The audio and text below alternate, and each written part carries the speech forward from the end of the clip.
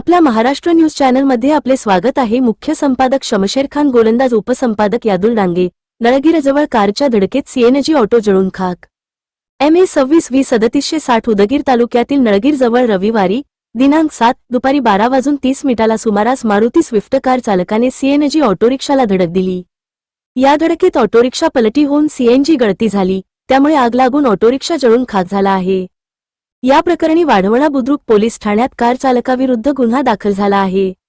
याबाबत फिर्यादी ऑटोरिक्षा चालक बालाजी रमाकांत पाटील, राहणार सुल्लाळी, तालुका जळकोट यांनी पोलिसात दिलेल्या तक्रारीनुसार नळगीर गावाजवळ रविवारी दुपारी 12:30 सुमारास मारुती स्विफ्ट कार क्रमांक MH 26-20-3760 चा चालक संकेत सुधीर पटवारी, राहणार चैतन्यनगर, नांदेड हा त्याच्या ताब्यातील कार हयगाई व निष्काळजीपणाने भरधाव वेगात चालवून फिर्यादी चालवित असलेल्या ऑटोरिक्षाला डाव्या बाजूने मध्यभागी जोरात धडक दिली।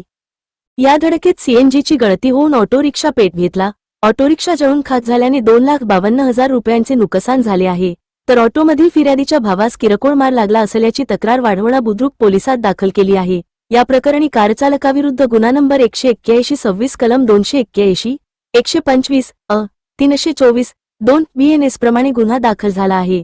अधिक तपास पोलीस हवालदार इक्राम उजेडे हे करीत आहेत।